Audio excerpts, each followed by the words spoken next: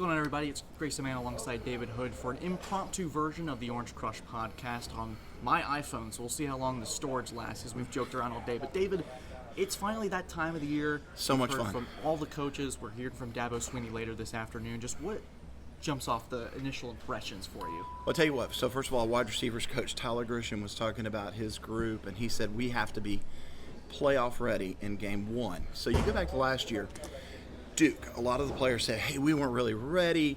Barrett Carter said he wasn't in game shape. Other guys say, hey, we weren't ready for that one.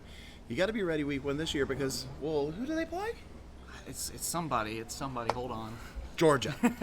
and so I think that's interesting that, this coaching staff apparently in their all-in meetings that they've had, that Georgia's a topic of conversation, that, we need to come out, we need to play well in that game because obviously you're talking about if they're not the most talented team in the country, they're one or two, right? Or three. I mean, they've got to be right there. So, in talking to the coaches today, everybody's kind of pointing toward, let's get this thing going, and we have to be ready right off the bat. It feels like the theme of today has been, it's an added focus, we're ready to go. I've heard a lot of rock and rolls, and it's time to really get focused and honed in on the fall camp because they've got a Goliath, and they're certainly David in this situation. Oh, they certainly are going to be David, but, it kind of talking to some guys just off the record out there, too. There's a feeling Georgia hasn't seen TJ Moore. Georgia hasn't seen Bryant Wesco, what he can be. The offense sounds like there's some nuances that have been added, some changes that have been added, maybe get the ball out a little bit quicker.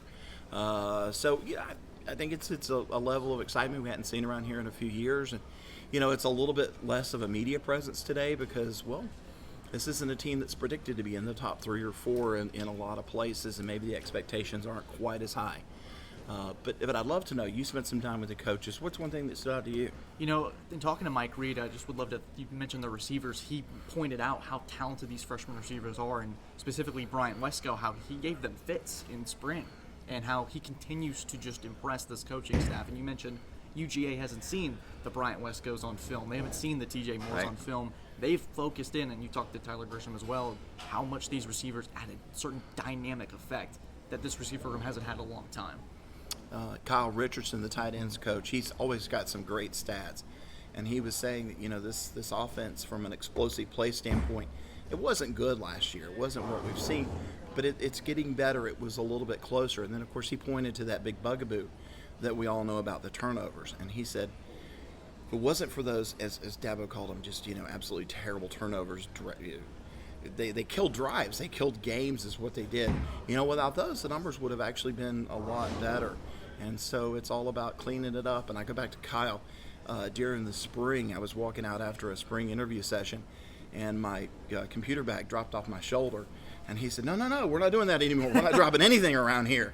You got to pick that up. We're not dropping anything. So it's been obviously something they've been thinking about. Well, they certainly understand the margin of error against Georgia. They can't have a fumble on the goal line against UGA if they're driving and have an opportunity to put up 7. They can't have a blindside block lead to a scoop and 6 against Georgia. So one of the things that Kyle Richardson pointed out is this tight end room, obviously, that he holds command of, is that behind Jake Briningstool, there's a lot of inexperience that this group just doesn't really have anymore. It's going to be like much with the running back room. It's going to be a lot on one player. It's going to be Jake Briningstool being the feature tight end once again. It's going to be Phil Maffa having to really carry the load that they haven't really been called on to do as much before, and it's more of a leadership, but it's also the playing time that they have to manage as well. And I'll say this, Tyler Grisham talked about Christian Mittenker, who's the freshman tight end come out of Illinois, and he said this kid's going to be a star.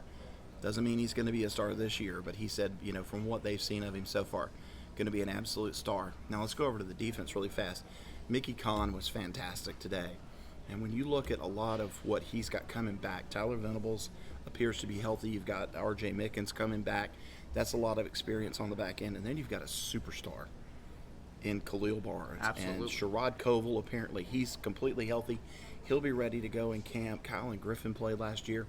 Mickey was saying, Notre Dame week, he was the backup to the backup. And then on Thursday and Friday, he gets like 20 walkthrough steps, and he has to go in against Notre Dame, and he gets a big turnover.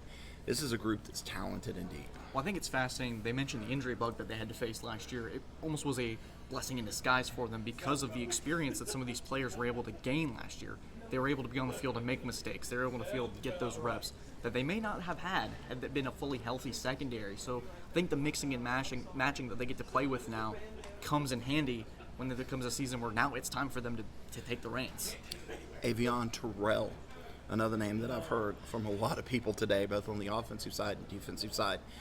He told me last year before the season ever started, I've kind of got that dog in me. Of course, he's a cornerback. He had to play last year. I thought he played well in that Gator Bowl against a really good Kentucky team, a lot of older receivers. That's a name that I have heard. We've heard about this defensive line. You hear names like Champ Thompson and Stephon Green and Caden Storr. I mean, man, just waves of talent. And I thought Nick East had said something great. He said that Peyton Page, we tend to forget about some guys because you get honed in on the freshmen and the younger players. He said Peyton Page is just as talented as Peter Woods, got the same type of skill set. How about that? And he said he's going to be an absolute beast this year, along with, DeMonte Capehart, Trey Williams is back, man. Vic Burley's finally healthy is what he said, too, and that something I would love to add about DeMonte Capehart is I asked Nick Easton, so what can he do to capitalize on what was a strong finish to the 2023 season? He said that his confidence is back, and that was the priority for him last fall, was finding himself back onto the field, and it really showed him.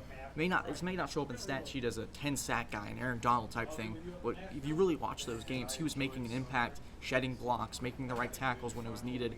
Capehart's a big part of this defense in 24. And then I think we can kind of close with this. Wes Goodwin. Obviously, there's been a lot of chatter out there. Look, a lot of older people may not understand this, but the new NCAA college football game is out. Everybody's been playing it. How late did you stay up last night playing it? I plead the fifth. All right, but somebody asked Wes Goodwin, saying, hey, a lot of your guys, the ratings maybe weren't on defense. Maybe weren't as good as you thought they would be. Maybe they were better than you thought they would be. What do you think about the ratings? And Wes said, I don't really know how to answer that question. I just know one thing. We have to get back to Dynasty mode around here. Oh, okay. So how about that quote to kind of throw this out? It's time to get back to Dynasty mode around Clemson. What has this day been like for you? It's year 3 doing this, third straight time, and third different organization. So it's been a lot of fun, and I can't wait to continue to keep this rolling. It's football season. All right, everybody, we'll have Dabo Sweeney coming up in just a little bit.